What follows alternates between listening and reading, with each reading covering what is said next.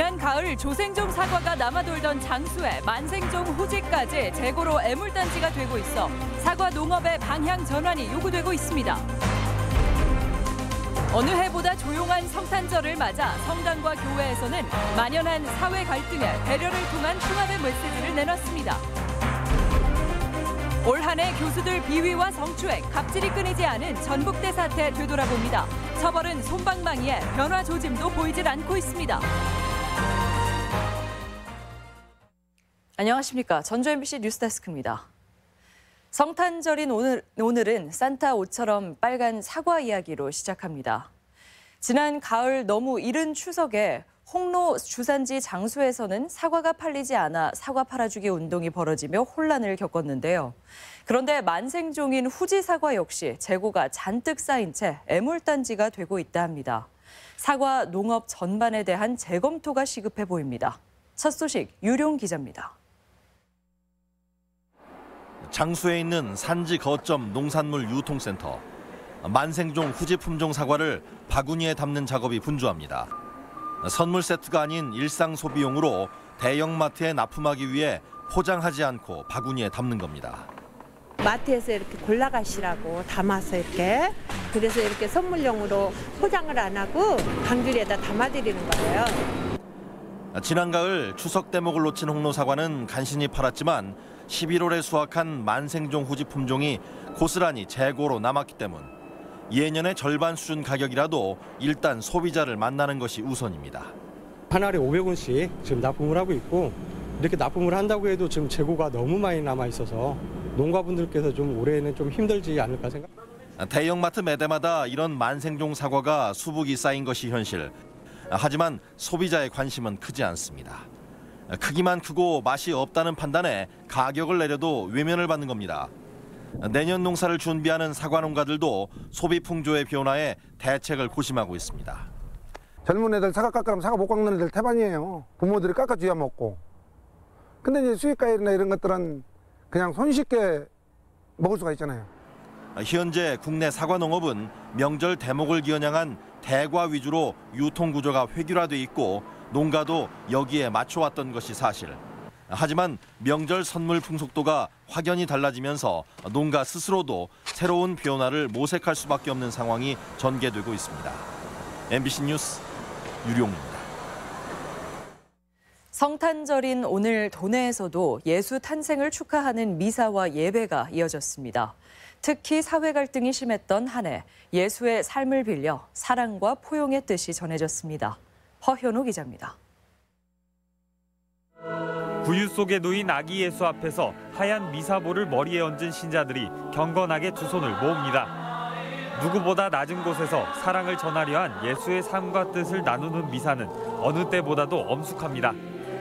정치와 사회 전반에 정쟁과 갈등이 어느 때보다 심했던 한 해. 반목을 그만두고 포용과 자비의 정신으로 주위에 힘없는 이웃들을 돌아보자는 메시지가 전해졌습니다. 다른 생각을 가진 이들을 배척하고 외면하고 있지는 않은지 우리는 포용해야 합니다. 자비로운 마음으로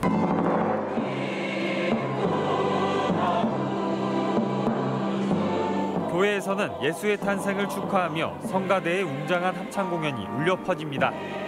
신자들은 예수의 사랑과 은총이 저마다의 소망뿐 아니라 주변 이웃들에게도 깃들기를 기도했습니다. 예수님이 사랑을 저희들에게 주신 만큼 내년 한 해에도 사람들과 서로 사랑도 나누고 정도 나눌 수 있는 한 해가 되었으면 좋겠습니다. 종일 초미세먼지 농도가 나쁨 수준을 보이며 기승을 부렸지만 최대 12도까지 오르는 포근한 날씨에 한옥마을 등에는 휴일을 즐기려는 사람들의 발길이 이어졌습니다. 기상청은 내일 아침 도내 동부 내륙을 중심으로 1cm 안팎의 눈이나 비 소식이 있겠다며 출근길 차량 운전에 주의를 당부했습니다. MBC 뉴스 허연호입니다.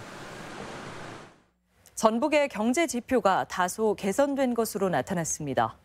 통계청이 발표한 지난해 전북의 지역 내 총생산은 전년보다 2.2% 증가한 51조 원으로 지난 2016년 마이너스 경제 성장 이후 2년 연속 증가세를 보였습니다.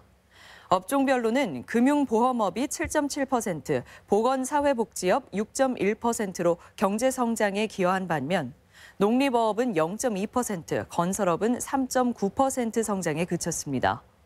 또 지난해 지역 내 총 소득의 역외 유출 규모도 전년보다 5천억 원이 줄어든 1조 8천억 원으로 개선됐습니다.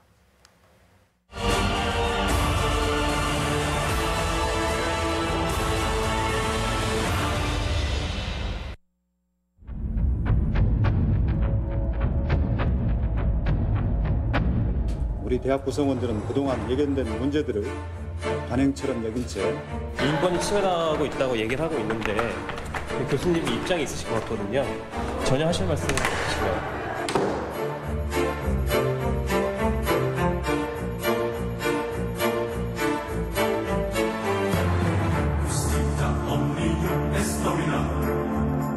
이 교수 이름이 뭡니까? 룸살롱 가면 다 나를 알아본대요, 이 교수가.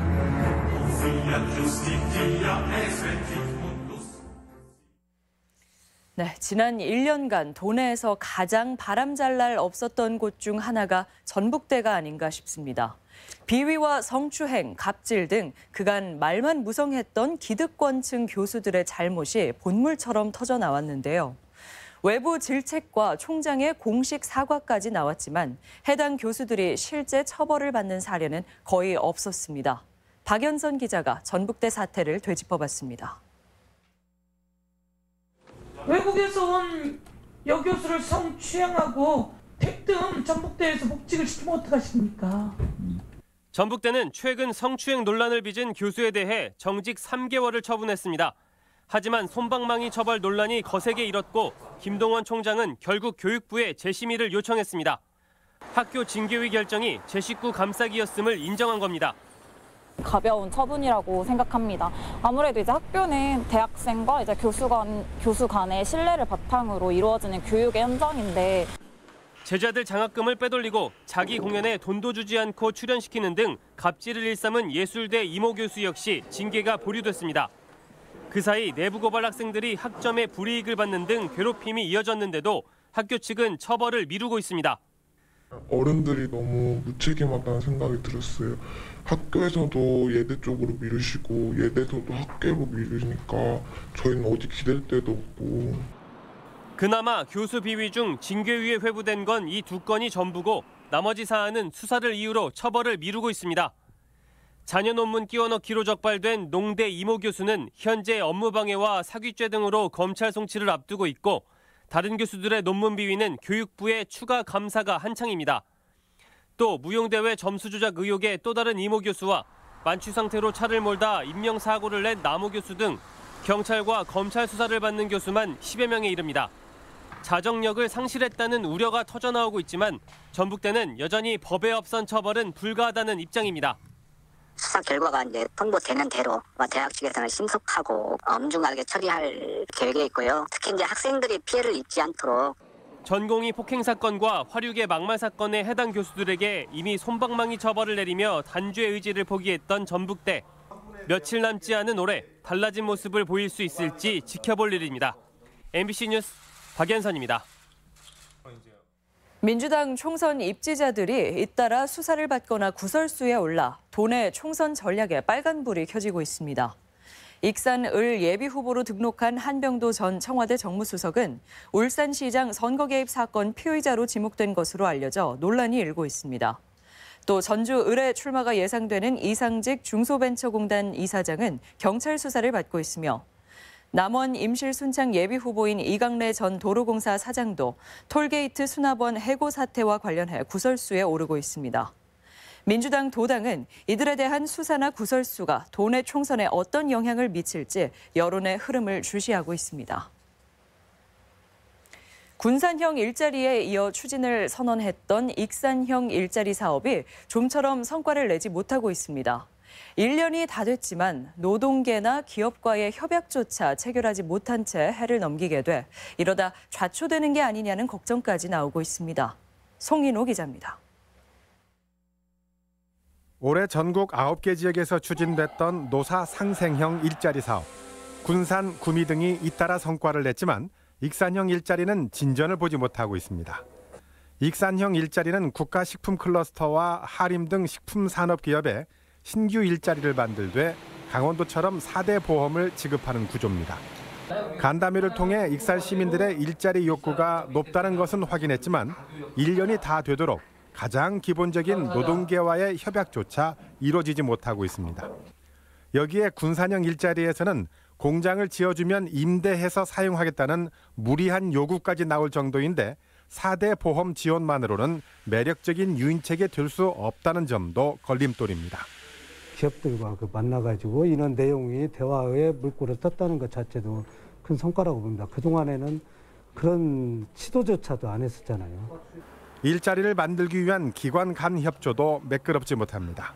익산시랑 일자리를 할 수 있는 그런 계획은 없다는 말씀인가요? 저희 내부적으로 방침이 정해지거나 그런 내용은 없습니다. 익산시는 일단 내년 상반기 안으로 노동계와 기업 등 노사 민정 상생 협약을 체결할 예정이라고 밝혔습니다. 익산시는 GM 군산공장 폐쇄만으로도 23개 협력업체 2,500여 명이 어려움을 겪고 있습니다. 군산 못지않은 고통에도 불구하고 익산시의 일자리에 대한 절실함이 부족한 게 아니냐는 목소리가 점점 힘을 얻고 있습니다. MBC 뉴스 송인호입니다. 김관영 의원이 바른미래당 전북도당 위원장 직무대행에 임명됐습니다.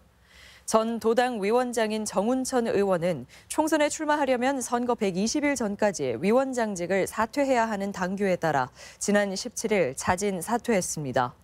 도당은 일부 의원의 탈당이 가시화하는 상황에서 위원장직을 공석으로 둘 수 없어 직무대행을 임명했다고 밝혔습니다. 첫 민간 전북체육회장 선거를 앞두고 공정선거 지원단이 활동에 들어갔습니다. 전북체육회장 공정선거 지원단은 공정하고 투명한 선거를 위한 예방과 감시는 물론 선관위 지휘를 받아 조사 활동도 병행합니다. 도 체육회장 선거는 오는 30일부터 이틀간 후보 등록과 9일간 선거운동을 거쳐 1월 10일 소리문화의 전당 국제회의장에서 간선제로 회장을 선출합니다. 희망 2020 나눔 캠페인 성금을 저희 전주 MBC에 맡겨주신 분들 소개해드립니다. 고창 농협 유덕근 조합장이 400만 원 보내주셨습니다. 보내주신 성금에 감사드립니다. 대학 정시 모집 원서 접수가 내일부터 시작하는 가운데 전북교육청이 진학지도실 운영을 강화하고 있습니다. 도교육청은 정시 전형 기간에 앞서 진학지도실에서 수험생과 학부모 상담을 진행했으며 대학별 전형에 맞는 지원 전략을 설명했습니다. 특히 수시 2월 인원수를 반드시 확인하고 전년도 최종 모집 인원과 비교할 것을 당부했습니다. 전라북도는 김제 백구 일반산업단지와 임실 오수 제2농공단지 조성을 확정했습니다. 백구 일반산업단지는 김제시 백구면 부용리 일원에 2022년까지 32만 7천 제곱미터 규모로 특장차 직접화 전문단지로 조성됩니다.